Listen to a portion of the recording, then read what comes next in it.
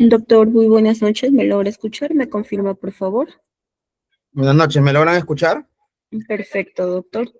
Voy a dar una pequeña presentación para poder empezar. Ok. Muy buenas noches, estimados participantes. Les saluda Karen, asesora académica del Centro de Capacitación Alinosip.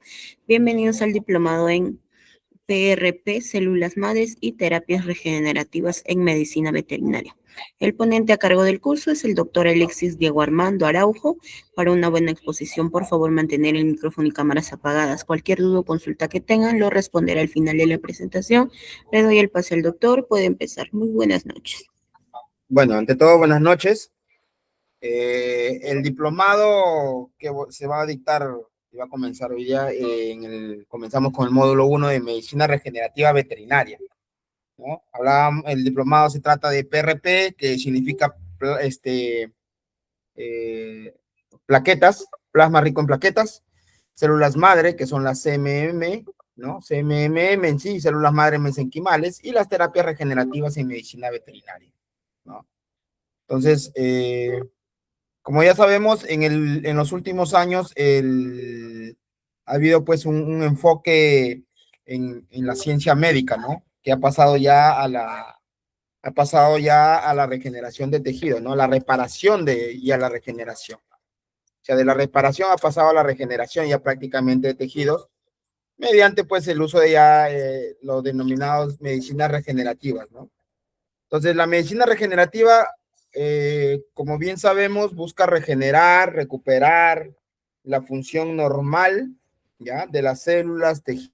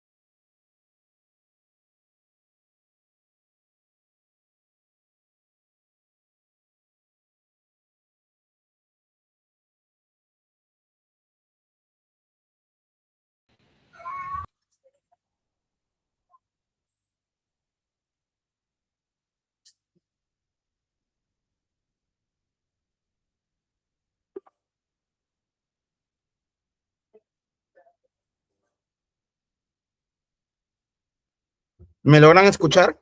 Sí me logran escuchar, creo, ¿no? Sí, doctor, puede Sí, compartir ya su disculpen, pantalla y retomar la clase. sí, disculpen por un tema de, creo que el internet estaba fallando.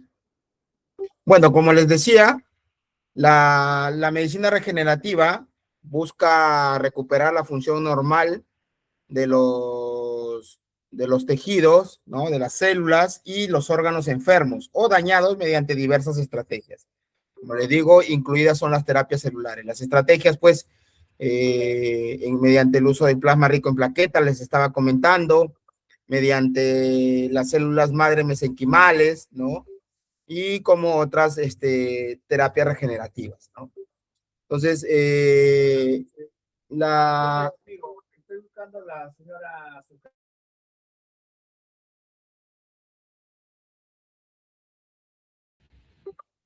Entonces, la medicina regenerativa se destaca como área de investigación prioritaria en el ámbito médico, ¿no? Tanto en la medicina humana y, bueno, se está aplicando esto en la medicina veterinaria, ¿no?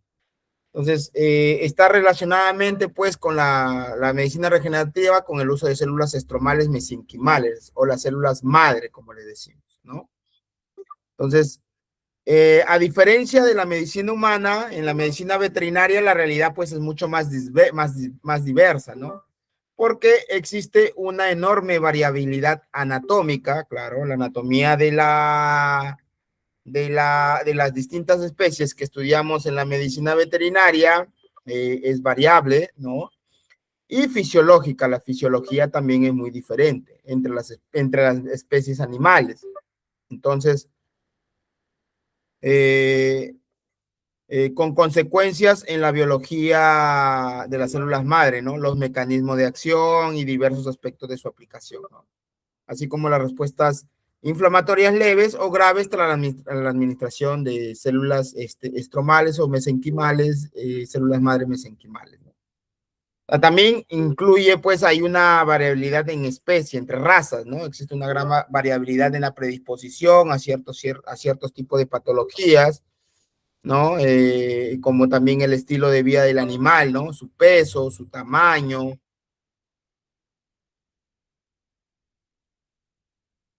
Entonces, continuando, eh, el primer punto, esto ha sido ya como una introducción. Entonces, el primer punto que vamos a ver son las bases biológicas de la regeneración tisular, ¿no?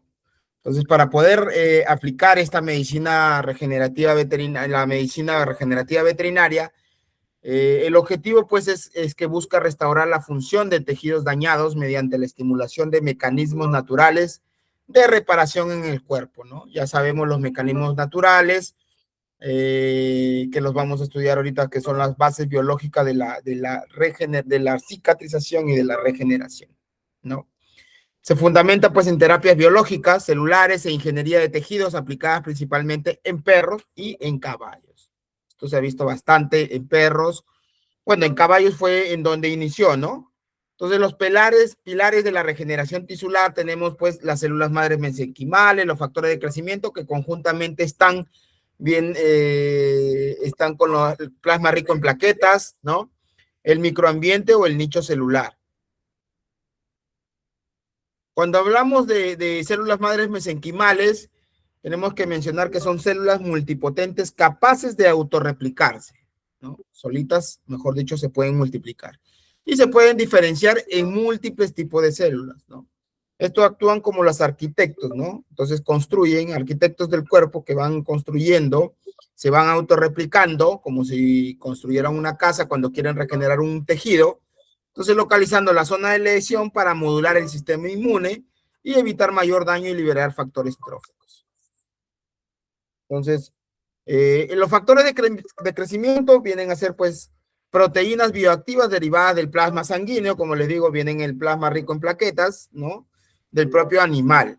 Al concentrarse y aplicarse en la zona afectada, estimulan directamente la proliferación celular, la migración de nuevas células y la formación de nuevos vasos sanguíneos, ¿no? Una neovascularización.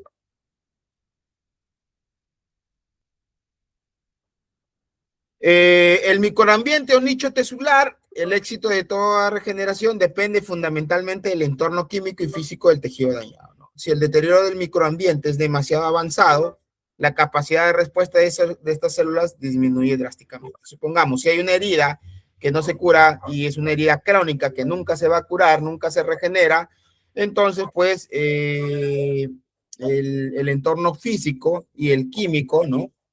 De este tejido dañado ya por mucho tiempo, no, no va a ser favorable para que actúe estas terapias regenerativas, ¿no?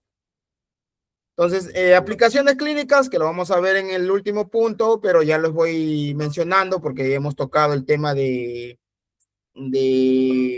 esto anteriormente, ¿no? El tema de ozono, el uso de plasma rico en plaquetas. En lesiones osteoarticulares, ¿no? Regeneración de cartílago, tendinitis, lesiones de ligamentos. Bueno, más que todo esto se usa en el tema de enfermedades degenerativas a nivel articular, ¿no? Pero en animales ya de avanzada edad. Pero en lo que más se utilizó fue en caballos de carrera. Esto en caballos de carrera ya era, pues, hace como 5 años atrás era el boom, o lo último en terapias regenerativas usadas en equinos. Reparación dermatológica, curación avanzada de heridas crónicas, quemaduras, fístulas perianales. En la reparación dermatológica en perros, bueno, en algunos, creo que en Lima, no sé en qué veterinaria, hay una veterinaria, como les comentaba, que utilizan, pues hay unas bolsas especiales cuando hay heridas a nivel de los miembros, ¿no? Miembros anteriores, miembros posteriores. Entonces, esto utilizan la reparación dermatológica, el uso del ozono, el uso también del plasma rico en plaquetas en tema de inmunomodulador, ¿no? También favorecen el tema de la reparación dermatológica. Hay unos geles especiales, ¿no? Hay unos líquidos que son como geles que se utilizan para tratamiento de dermatitis. Lesiones de tejidos blandos, reparación de tendones, ligamentos y músculos dañados, ¿no? Cicatrización avanzada, esto sí, en el tema de células madre y el plasma rico en plaquetas, se utiliza más que todo en heridas superficiales, supongamos por un traumatismo. Y es bien factible en el tema de cicatrización avanzada. O sea, es tan fuerte, tan rápida la cicatrización que esto está desplazando últimamente al tema de los medicamentos, ¿no? Enfermedades oftalmológicas, sí, en úlceras corneales se está utilizando el tema de plasma rico en plaquetas, ¿no? Y las células madre mesenquimales. Entonces, no menciono en otras lesiones, bueno, en fracturas también. Hay un colega que nos comentó hace como un mes, estuvimos en un diplomado y nos dijo pues que estaba utilizándolo el plasma rico en plaquetas y se podía utilizar en un animal con una fractura. Y le dije que claro, que todos los traumatólogos están, bueno, se han capacitado tanto que utilizan ya el plasma rico en plaquetas, ¿no? En el tema de la misma, en la misma cirugía, ¿no? Antes de colocar los clavos quirúrgicos. Entonces tiene un efecto, los mecanismos de acción de la regeneración tisular, pues tienen un efecto inmunomodulador, como les decía. Las células reducen la inflamación local y evitan un mayor daño del tejido mediado por el sistema inmunitario del paciente, ¿cierto?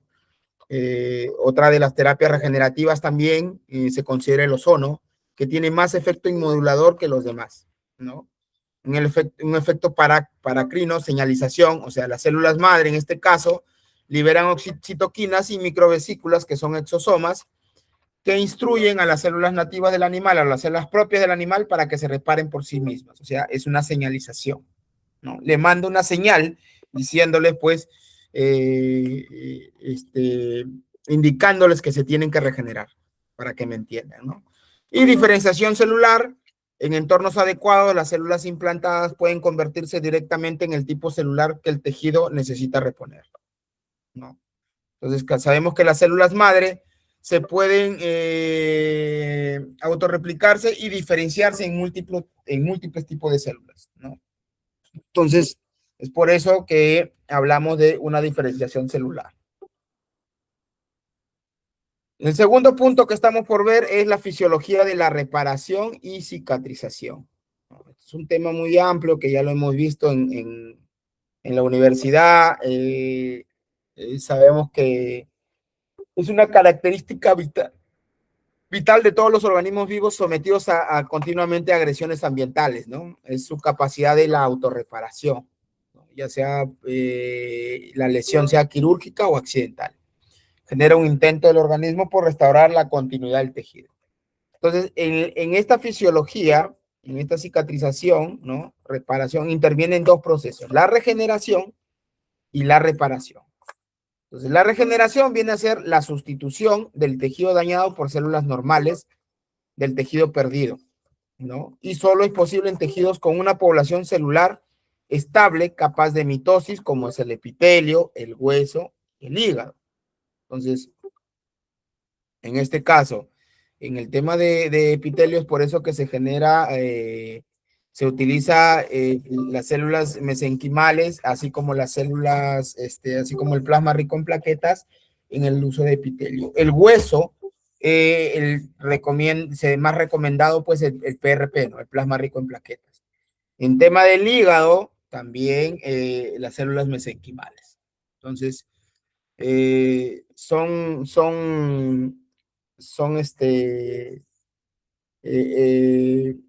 tejidos que tienen una mayor población. Ustedes saben que la piel es el órgano más grande de todos los organismos, de todos los mamíferos, ¿no?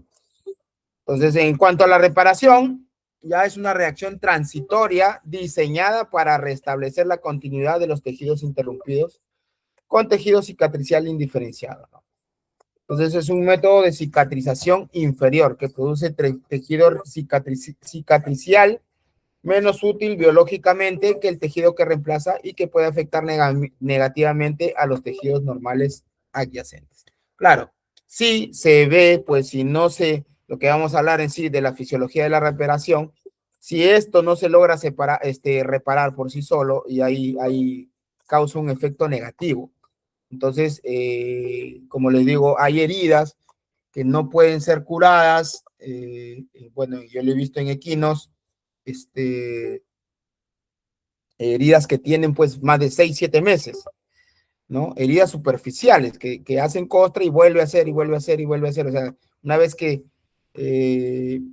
la costra debe regenerar ya piel, ya después de la epitelización, todas las fases que pasa esta reparación. Bueno, pero no hay, a veces hay problemas a nivel de repente, como les digo, del ambiente, no hay un tratamiento efectivo o de repente la biología o la fisiología del animal de repente tiene algún problema a nivel de repente de deficiencia del sistema inmunológico, entonces puede afectar al tema de la cicatrización, ¿no? Entonces, ya cuando surgen complicaciones, como le digo, en la cicatrización de heridas, el resultado final es aún peor, exacto. Como le digo, hablábamos de microambiente o nicho celular, a veces antes pues las heridas en los animales o les ponían venda cuando no se recomendaba, ¿no? Entonces, el objetivo de la reparación es restablecer pues la cubierta epitelial, ¿no? Toda la piel, mejor dicho, y recuperar la integridad, la resistencia y la función misma de la piel. Entonces, en heridas cutáneas de espesor parcial, como son abrasiones, erosiones, cicatrizan principalmente mediante la migración y proliferación de células epidérmicas del epitelio subyacente, ¿no? Así como de las estructuras anexas, con escasa participación de células inflamatorias. En el caso de una herida, pues, de una abrasión o una erosión, ¿no? A diferencia de la reparación por segunda intención de las heridas cutáneas de espesor total, se basa pues, en 4 fases, ¿no? Coordinadas e interrelacionadas, que es lo que vamos a mencionar, sería la fisiología. Entonces, la división del proceso en fases discretas sugiere simplicidad cuando en realidad la cicatrización es sumamente compleja, ¿no? Entonces, las fases dependen ya de las interacciones entre múltiples tipos celulares, su matriz circundante, la matriz extracelular, hablamos, y los mediadores solubles que rigen las numerosas actividades necesarias para reconstruir el tejido. Entonces, estas interacciones no son estáticas, ¿no?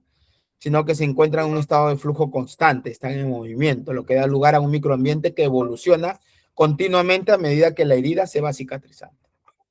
Entonces, nosotros como veterinarios, esto antes de que nosotros, los veterinarios, podamos influir positivamente en la cicatrización, hay que comprender los mecanismos para seleccionar las técnicas adecuadas del tratamiento. Exactamente. Pongamos en el tema de células madre,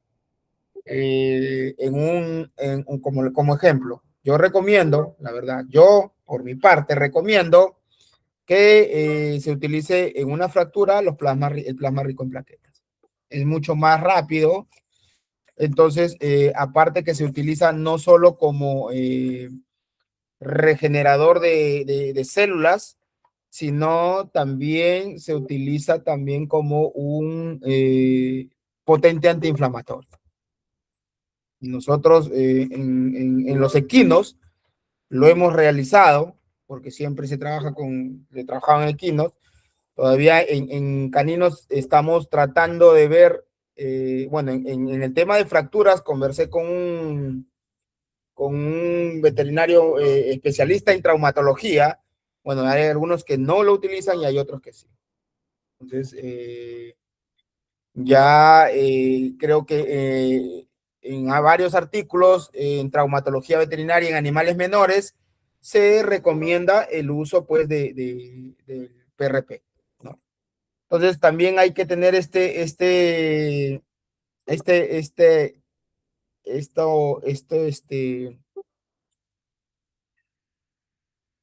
esta idea que nos dejó o lo que nos dijo una vez Hipócrates, ¿no? La curación es cuestión de tiempo, exactamente, pero a veces también es cuestión de oportunidad. Entonces, ¿en qué se basaba? Es que sí, demanda un tiempo el tema de la regeneración y la curación de una herida, ¿no? Y cuando hablamos cuestión de oportunidad es si sabemos, si manejamos la fisiología de la reparación, ¿no?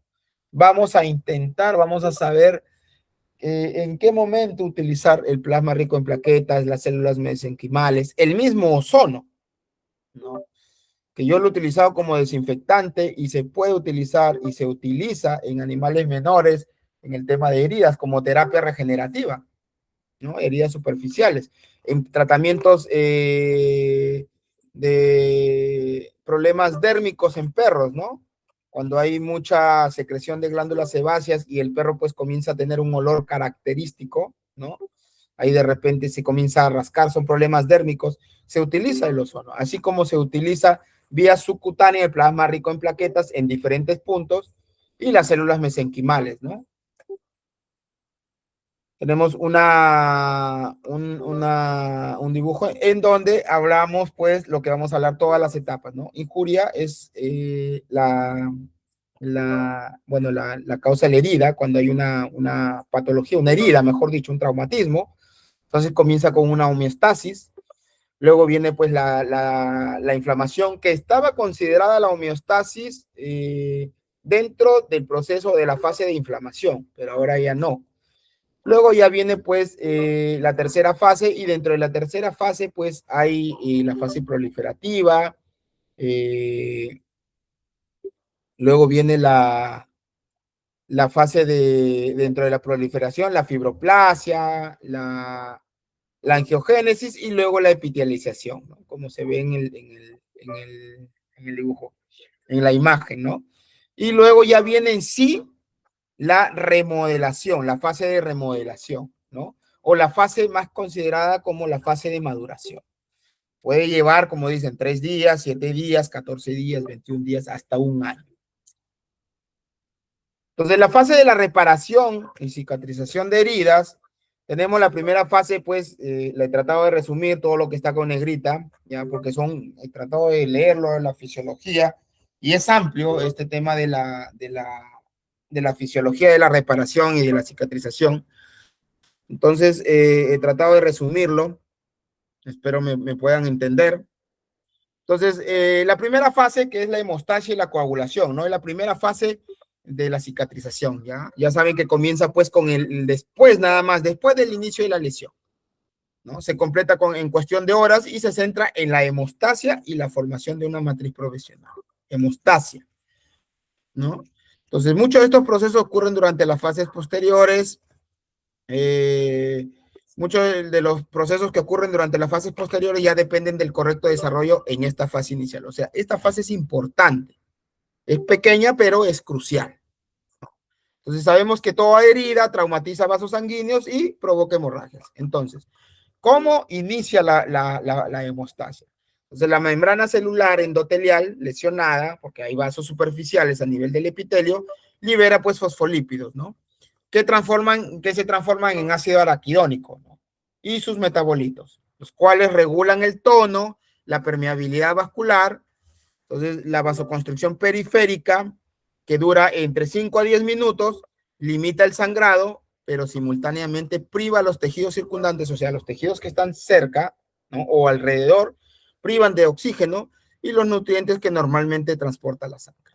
Entonces, acá ya pues si priva hay una hipoxia transitoria resultante, hay un aumento de la glucólisis, entonces, así como también hay cambios de pH, y todo esto son beneficiosos, ¿no? O sea, benefician junto con los efectos del trauma vascular original. O sea, ¿por qué eso benefician? Porque potencian la activación, la adhesión y la agregación plaquetaria, iniciando así la cascada de coagulación intrínseca que finalmente conduce a la formación de un coágulo sanguíneo que sella el vaso. Entonces, este coágulo proporciona, pues ya saben que proporciona resistencia a la herida, ¿no? Cumple múltiples funciones, forma una matriz provisional, que esta matriz es rica en fibrina, fibronectina, vitronectina, trombospondina, y todo esto rellena el espacio creado por la herida, ¿no? Y sirve de andamiaje para células migratorias. Entonces, ya con el tiempo, este coágulo superficial se deseca y forma una costra que protege la herida de la infección. Esta costra a su vez es lisada por plasmina y se desprende junto con las células inflamatorias muertas y las bacterias a medida que avanza la cicatrización. Entonces, como vemos en la imagen, miren, procede y luego viene la fase inflamatoria.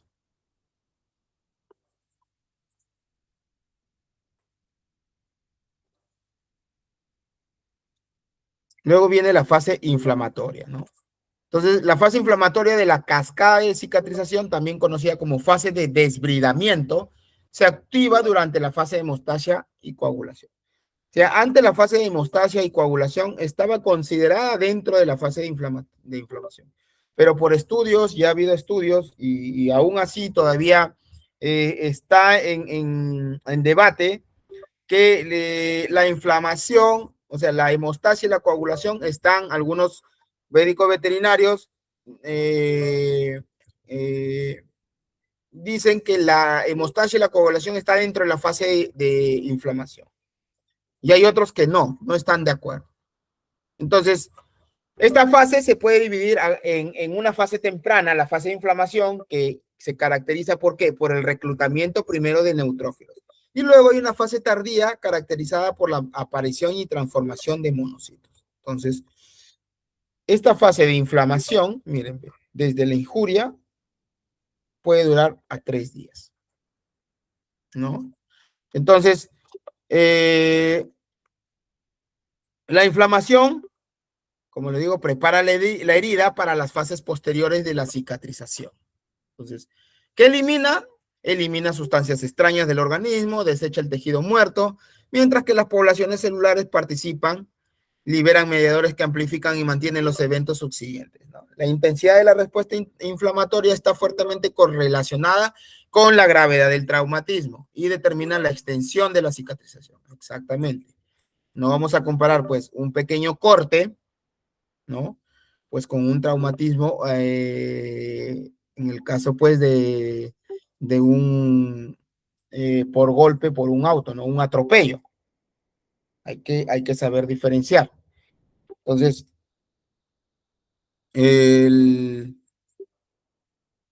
la fase temprana que hablábamos por el reclutamiento de neutrófilos, entonces primero son los que se activan son los leucocitos. O sea, son reclutados todos los leucocitos desde que están en la sangre, van desde la sangre, circulan hasta el sitio de lesión por los numerosos mediadores vasoactivos y quimioatrayentes suministrados por las vías de coagulación y del complemento activado, por las plaquetas, por los mastocitos y por las células estromales lesionadas o activadas.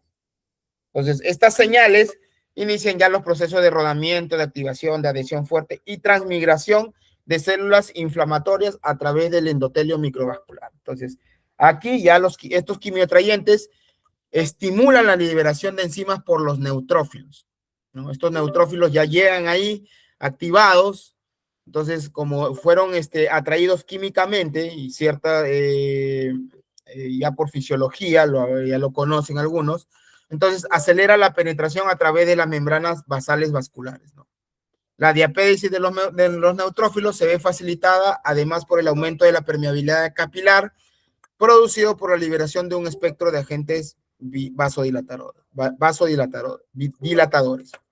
Entonces, el influjo celular comienza en minutos y la concentración de neutrófilos en la herida aumenta progresivamente hasta alcanzar un pico de 1 a 2 días de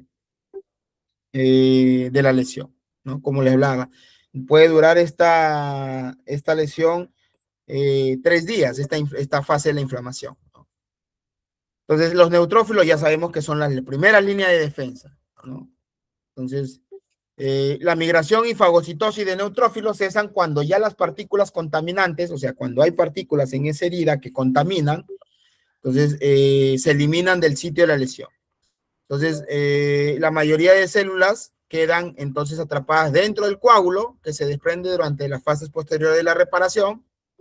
Y hay neutrófilos que aún que permanecen dentro de este tejido viable y mueren en unos días y son fagocitados por los macrófagos ya tisulares propios del epitelio o los fibroblastos de la herida modificados, ¿no?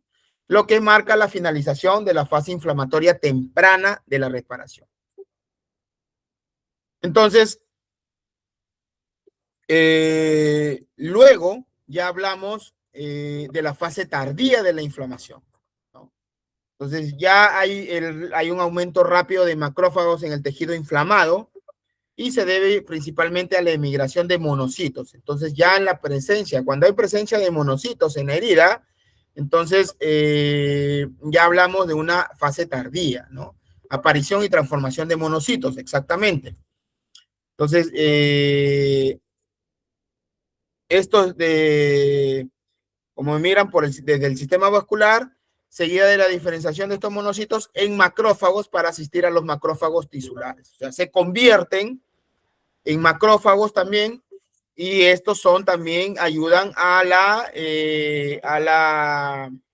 fagocitosis pues, de los neutrófilos que quedaron dentro de la herida, ¿no?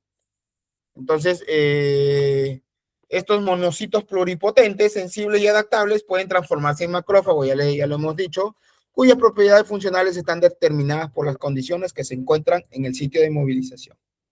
Entonces, estos macrófagos desempeñan un papel central en toda la fase de la cicatrización de heridas y orquestan el proceso general. Entonces, durante la fase proliferativa de la cicatrización, los macrófagos estimulan la proliferación de tejido dérmico, endotelial y epitelial para completar la formación de la matriz extracelular, la angiogénesis, que viene a ser los nuevos vasos sanguíneos, y la epitelización, que son la angiogénesis y la epitelización, son otras fases que vamos a comentarlas acá. Entonces, los macrófagos pueden modificar la composición de la matriz celular durante la fase de remodelación mediante la liberación de enzimas degradativas. Entonces, esto indica pues que todos los macrófagos que son activados o están activados son importantes o juegan un rol importante en la fase de cicatrización de heridas. Entonces, cuando no se resuelve, ¿no? Y ya se convierte en una respuesta inflamatoria crónica, este proceso ya se ve, pues, como dice, manoseado. Ya no puede, no es regulado ya. Entonces, ya hay una reparación patológica de la herida y acumulación de tejido cicatricial fibrótico permanente en el sitio de la lesión. Entonces, ¿cómo se caracteriza esta fibrosis, no? Por acumulación excesiva de componentes de la matriz extracelular, hay colágeno, fibronectina, ácido hialurónico en el sitio de la lesión, lo que conduce pues a una disminución de la función orgánica y en algunos casos a insuficiencia orgánica y muerte. Si la lesión, pues una vez controlada la infección y completada la reparación, en el caso que sí se logre todo esto, o sea, siga el proceso normal, todas las células inflamatorias se dispersan de la herida. Entonces, una vez que termina el proceso de la inflamación, ya se retiran, no se dispersan. Entonces, ahí también hablamos pues de una apoptosis, que esto lo hemos visto en histología, lo hemos visto en embriología también, ¿no? En patología general. Entonces, o muerte celular programada. La apoptosis es una muerte celular programada. Entonces, ¿qué es lo que hace o cuál es la función, no? Hablamos de muerte celular programada. Entonces, elimina ya las células innecesarias, que ya no se necesitan, mejor dicho, en este proceso, mediante un proceso fagocítico, ¿no? Que no provoca inflamación adicional. Entonces, de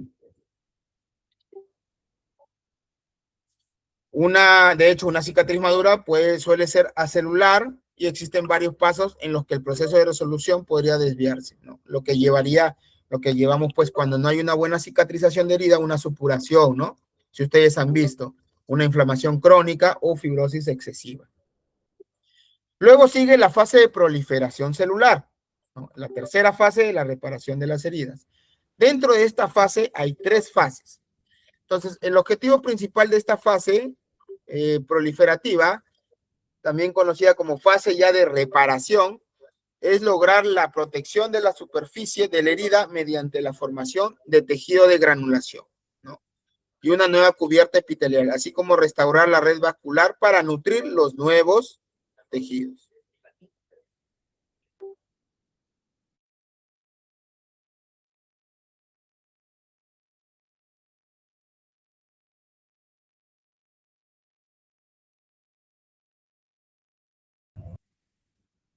Entonces, tenemos dentro de la proliferación celular la fibroplasia, ¿no? Una subfase. Entonces, la fase proliferativa de la reparación se produce pues cuando la inflamación ya disminuye y se caracteriza por la aparición de tejido de granulación rojo y carnoso, que finalmente ya rellena el defecto, ¿no? Aunque la primera parte de esta fase es muy activa a nivel celular, esta actividad no se traduce inmediatamente en un aumento de la resistencia de la herida. Pero durante los primeros 3 a 5 días posteriores a la lesión, fibroblastos, células endoteliales y epiteliales invaden rápidamente esta herida en preparación para la síntesis y maduración de la matriz o para la cobertura de la herida, ¿no? Entonces, este tejido de granulación que se forma se forma a partir pues, de 3 elementos que se desplazan simultáneamente hacia el efecto creado, ¿no? Hacia el efecto creado por la herida, ¿no? ¿Y quiénes intervienen en este tejido de granulación? Pues los macrófagos, que son los que desbridan y producen mediadores como citocinas, factores de crecimiento que estimulan pues angiogénesis y fibroplasia. Fibroblastos, que proliferan y sintetizan nuevos componentes de la matriz celular, y luego hay nuevos vasos sanguíneos, ¿no? Estos nuevos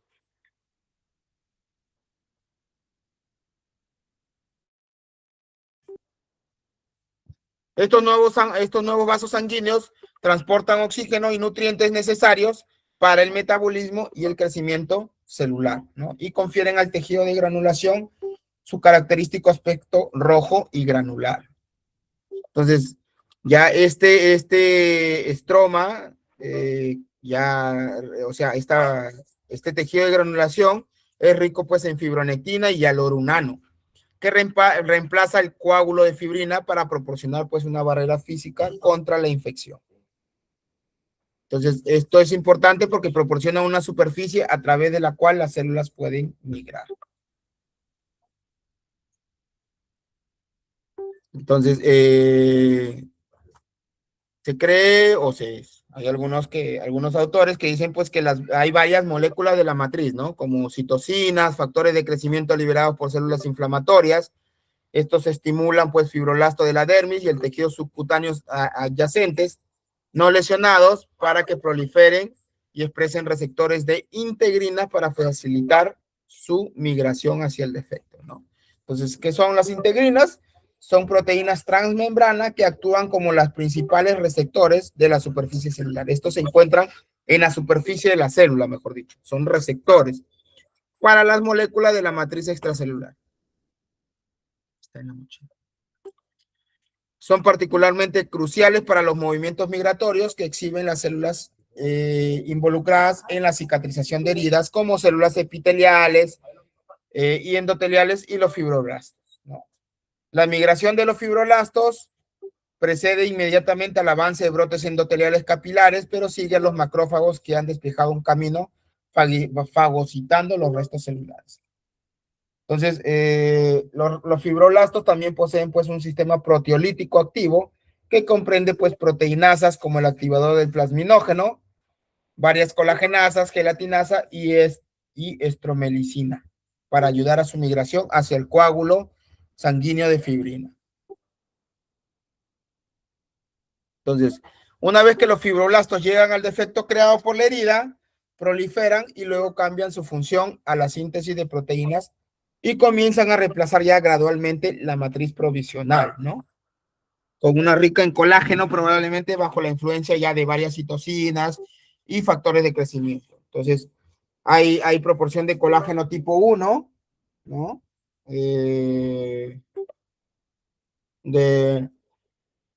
es un colágeno maduro, y un colágeno tipo 3, ¿no? Inmaduro. Aumenta notablemente ya los proteoglucanos también se vuelven abundantes dentro de la matriz madura. Entonces,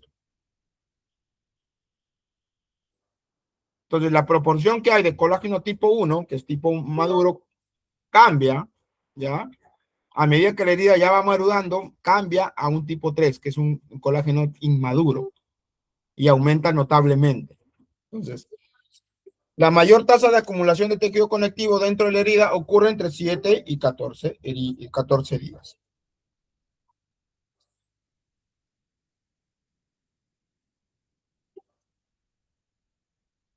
El tejido ya de granulación, que es rico en fibroblastos, ya es reemplazado posteriormente por tejido cicatricial, ¿no? Relativamente vascular, acelular, no hay células todavía. Y a medida que los capilares dentro de la herida retroceden y los fibroblastos sufren apoptosis o muerte celular programada.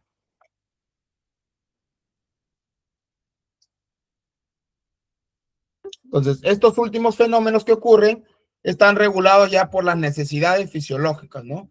Y o los estímulos microambientales presentes en herida.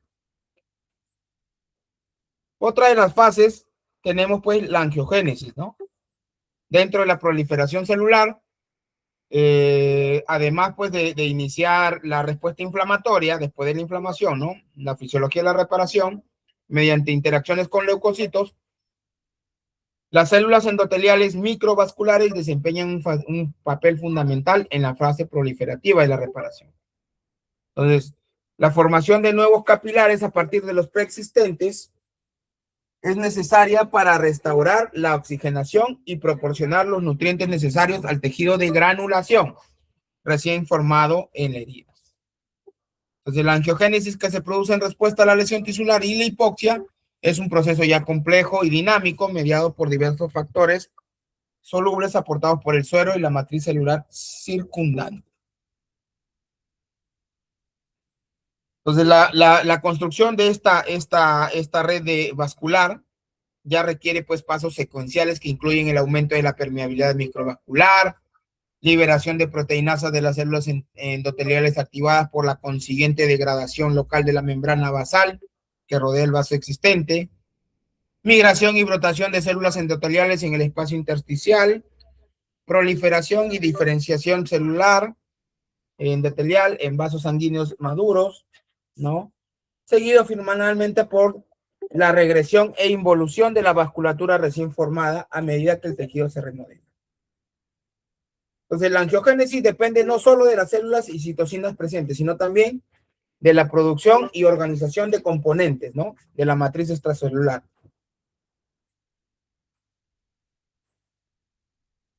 Posteriormente, la célula endotelial completa migra al espacio perivascular. La célula endotelial completa ya migra al espacio perivascular alrededor de los vasos sanguíneos. Las células que permanecen en el vaso original, cerca de la punta de los brotes angiogénicos, comienzan a proliferar, ¿no? Proporcionando una fuente continua de células endoteliales microvasculares para la angiogénesis. Los capilares se estabilizan a medida que las células endoteliales interactúan con la nueva membrana basal dentro de las 24 horas posteriores a la formación del nuevo vaso y mediante el reclutamiento de pericitos y células de músculo liso.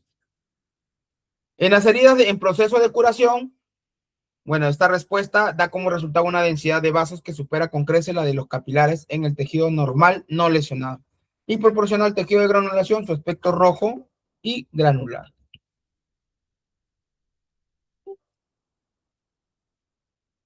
Entonces, todo esto se lo van a brindar, lo estoy tratando de resumir porque tenemos una hora y es amplio, la verdad, es amplio este tema de la fisiología.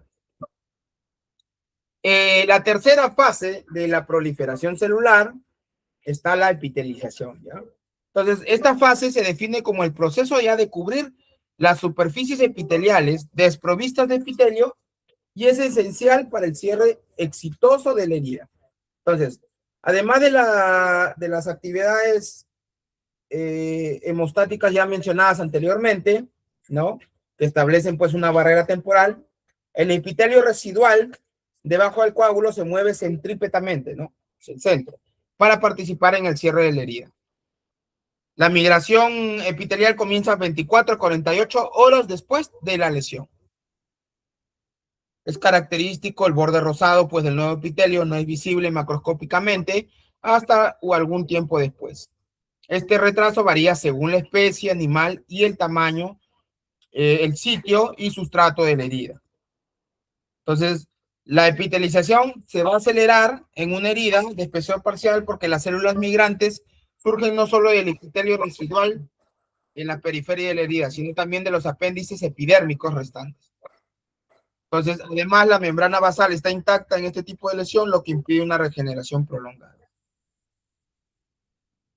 Por otro lado, durante la cicatrización por segunda intención de una herida de espesor total, la epitelización no puede proceder hasta que se haya formado un lecho de tejido de granulación.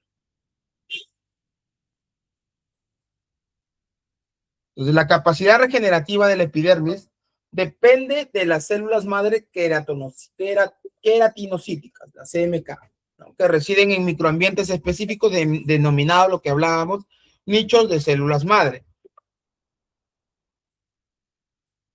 Entonces, se han identificado 3 nichos: la protuberancia del folículo piloso, la base de la glándula sebácea y la capa basal de la epidermis interfolicular.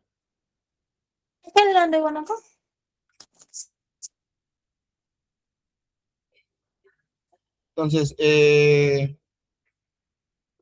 hay numerosos reguladores que desempeñan un papel fundamental en la modulación de la proliferación y migración de los queratinocitos durante la epitelización. Entre ellos se incluyen quimiosinas, citocinas, o sea, estas enzimas, ¿no? O estas proteínas participan en la proliferación, o sea, en la multiplicación mayor de queratinocitos y migración, y que se muevan al tejido reparado, ¿no? Entonces, hay citocinas, integrinas, queratinas, moléculas de la matriz extracelular y metaloproteinasas de matriz.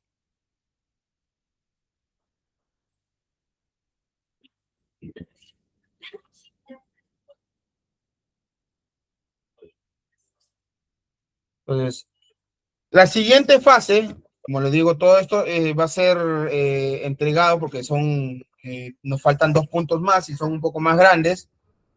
Entonces, hablamos de síntesis y remodelación de la matriz, lo que llamamos una fase ya de maduración.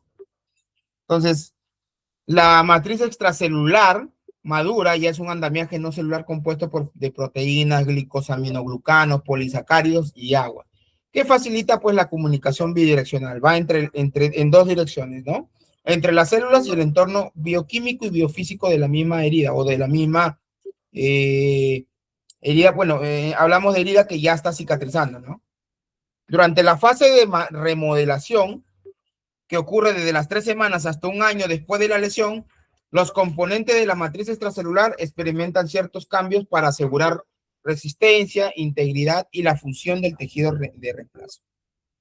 Entonces, además de la epiteliciación, la contracción contribuye al cierre exitoso de heridas de espesor total, ¿no? La contracción se define pues como un proceso por el cual tanto la dermis como la epidermis que bordean un defecto de piel de espesor total se retraen desde los lados centrípetamente, o sea, desde el centro, se retraen sobre la herida expuesta. Esto suele ocurrir durante la 2ª semana después de la lesión. La contracción de la herida no solo acelera el cierre, sino que también mejora la apariencia cosmética. Si ustedes han visto, hay una herida que ven que como si no lo hubieran estirado, sino como si lo hubieran achicado. Esa es la contracción. Entonces, no solo acelera el cierre, la contracción de la herida no solo acelera el cierre, sino que también mejora la apariencia cosmética y la resistencia de la cicatriz.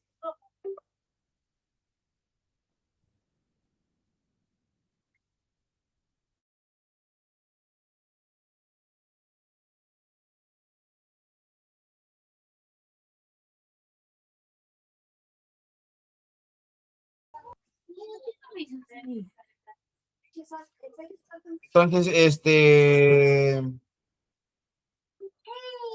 se cree que la contracción de la herida resulta de una combinación de fuerzas de tracción generadas por fibroblastos migrantes y la acción de un fenotipo de fibroblasto especializado, como es el miofibroblasto.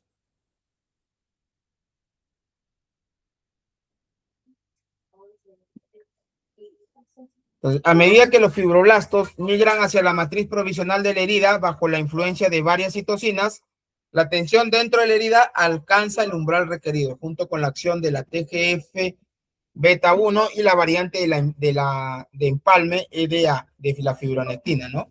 Para desencadenar la diferenciación de fibroblastos en miofibroblastos. Entonces, estos elementos son elementos celulares más abundantes del tejido de granulación sano, entonces, y se alinean dentro de la herida a lo largo de las líneas de contracción.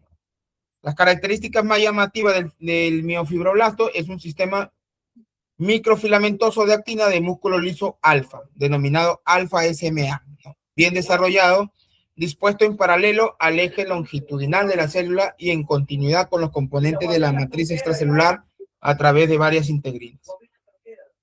Entonces, la contracción de la herida se divide en 3 fases, ¿no? Una fase inicial de latencia, en los que los bordes de la piel se retraen y el área de la herida aumenta temporalmente durante 1 a 2 semanas, según su ubicación anatómica.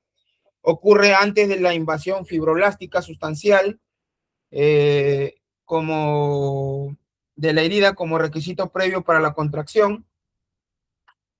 Posteriormente, un periodo de contracción rápida es seguido por uno de contracción lenta a medida que la herida se acerca al cierre completo, ¿no? Entonces, el número de fibroblastos que se encuentran en una herida parece ser proporcional a la necesidad de contracción, por lo que a medida que progresa la reparación y la velocidad de contracción disminuye, este número disminuye en consecuencia. Durante la contracción de la herida, la piel circundante se estira por crecimiento intususceptivo y la herida adquiere una apariencia estrellada. Lo que les decía, ¿no? Hay una herida que aparece, pues, estrelladas. Véanse ustedes cuando han tenido heridas en unos raspones, cuando han estado haciendo deporte de muchachos, véanlo y van a observar que se realiza así. La contracción ya cesa en respuesta a uno de tres eventos, ¿no? Los bordes de la herida se encuentran, lo que provoca una inhibición por contacto que detiene los procesos de epitelización y contracción. La tensión en la piel circundante, que se vuelve igual o mayor que la fuerza contráctil generada por la alfa SMA de los miofibroblastos. O en el caso de heridas crónicas, un bajo número de miofibroblastos en el tejido de granulación puede provocar que la herida no se contraiga a pesar de la laxitud de la piel circundante. Entonces, cualquiera de estos tres eventos puede detener o cesar ya la contracción.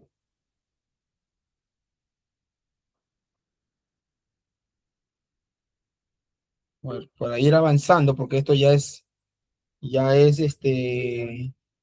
todo lo que es fisiología. La contracción de la herida es mayor en regiones del cuerpo con piel laxa que en regiones donde la piel está bajo tensión, ¿no? Aunque se ha especulado que la forma de la herida influye en el proceso de contracción, esto no parece relevante en heridas de las extremidades distales donde la piel está muy estirada y no se mueve fácilmente. ¿Es hembrita machito?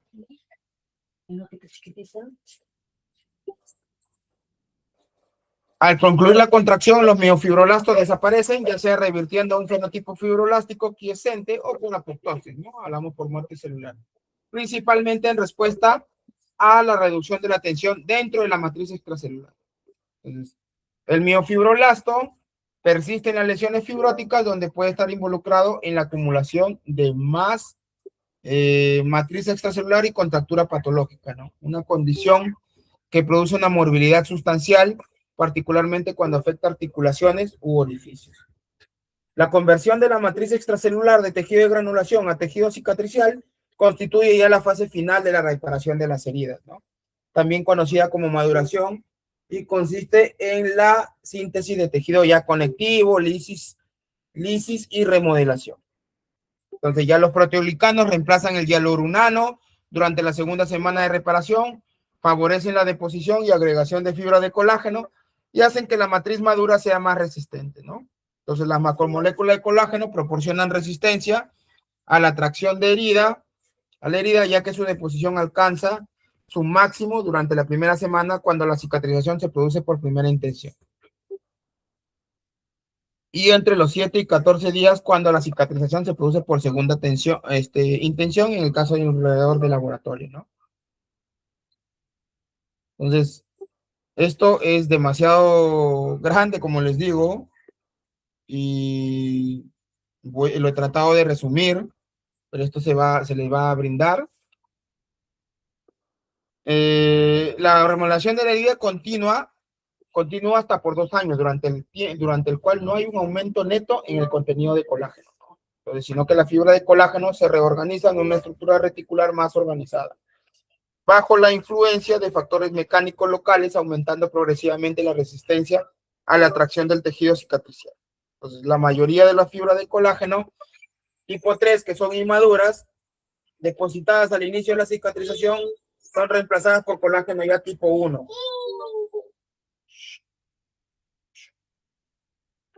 Entonces, las fibras se entrecruzan cada vez más y se restablece la proporción normal de la piel de 4:1, ¿no? De colágeno tipo 1 a tipo 3. Los glicosaminoglucanos se degradan progresivamente hasta alcanzar concentraciones similares a las de la dermis normal. La duración de la fase de maduración depende de diversos factores, como la constitución genética del paciente, la edad, exacto, un animal ya de edad avanzada, pues no va a tener la misma cicatrización que la de un cachorro o la de un animal en crecimiento, ¿no? La ubicación de la herida, exactamente, el tipo de lesión y la duración de la inflamación. A la calle no. No, hasta que tenga para bañarla. Los principios de terapia celular y molecular, ¿no?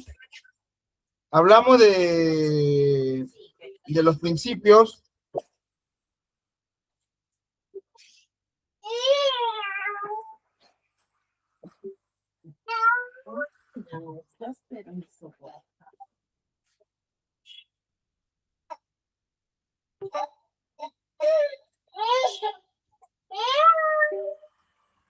La medicina regenerativa, como les digo, tiene como objetivo potenciar los mecanismos naturales de curación en los animales, reduciendo la inflamación y restaurando la función orgánica mediante enfoques celulares y moleculares. Entonces, ¿cuáles son los principios de la terapia celular?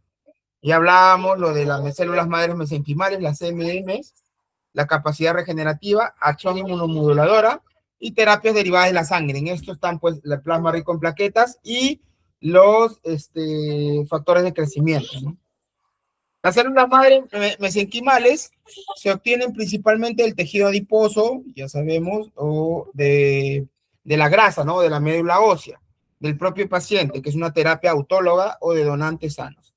Tienen la capacidad regenerativa, tienen la habilidad de diferenciarse en varios tipos de células, ¿no? Cartílago, hueso, músculo y de autorrenovarse. Entonces, la acción inmunomoduladora actúa reduciendo la inflamación severa y evitando el daño progresivo del sistema inmunitario en la zona afectada, es cierto. El PRP y las células madre actúan como inmunomoduladores. Terapias derivadas de la sangre incluyen pues el uso de plasma rico en plaquetas, suero autólogo,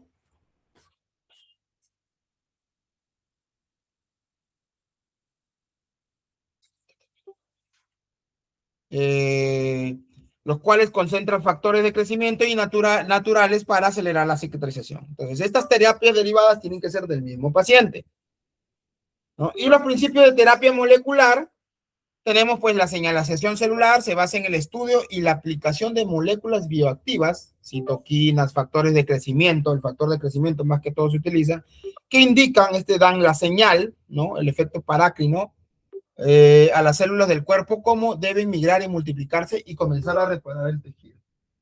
Entonces, la terapia génica, ¿no? Implica la modificación o el uso de genes específicos para corregir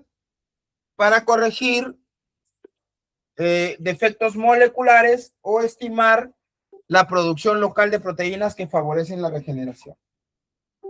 La ingeniería de tejidos, que combina células, factores moleculares y soportes biocompatibles, andamios, se denominan andamios, para crear estructuras tridimensionales que ayudan a regenerar órganos o tejidos complejos. Bueno, en esto de ingeniería de tejidos, aún en caninos no se está utilizando, pero es un principio de la terapia molecular, ¿no? Que lo utilizan, creo, en la medicina humana. Pero están realizando estudios en el tema para utilizarlo en animales menores. Y las aplicaciones clínicas de la medicina regenerativa, ¿cuáles son? ¿En qué? ¿A qué nos basamos, no? Entonces, lesiones osteoarticulares, ya les he comentado, osteoartritis, regeneración de cartílago, tendinitis, lesiones de ligamentos, reparación dermatológica, curación avanzada de heridas crónicas, quemaduras y fístulas perianales, lesiones de tejidos blandos, reparación de tendones, ligamentos, músculos dañados. Bueno, en el tema de músculos dañados se utilizan, en los animales de carrera, se utilizan bastante en el tema de músculos dañados, acelerándole ya la recuperación biomecánica, ¿no? En los caballos de carrera y en el Jockey del Club del Perú lo utilizan. La reparación dermatológica mediante el uso de PRP a vía subcutánea se utiliza, ¿no? En cuanto a la cicatrización avanzada, también en cirugías, en el tema de OVH, ¿no? Cirugías comunes, ¿no? Que se utilizan, que se realizan, se utilizan en cicatrización avanzada, ¿no? Manejo de heridas complejas, regeneración de la piel sin la formación excesiva de tejido cicatricial fibrótico, conjuntamente pues con las terapias o las estrategias multimodales, ¿no? Del dolor. Y las enfermedades oftalmológicas se utilizan ya el plasma rico en plaquetas en el tema de soluciones oftálmicas, como soluciones oftálmicas para las úlceras corneales. Se está utilizando en perros. Está realizando estudios y bueno, hay algunos que sí hay avances, ¿no? Bueno, eso es todo. Yo sé que ha sido un poco larga para solicitar la certificación, materiales de estudio, las clases grabadas del curso. Se comunican pues con los siguientes números, ¿no? Ahí están los números de la asesora. Ella les va a brindar toda la información que se necesita. Si tuvieran alguna pregunta, alguna duda.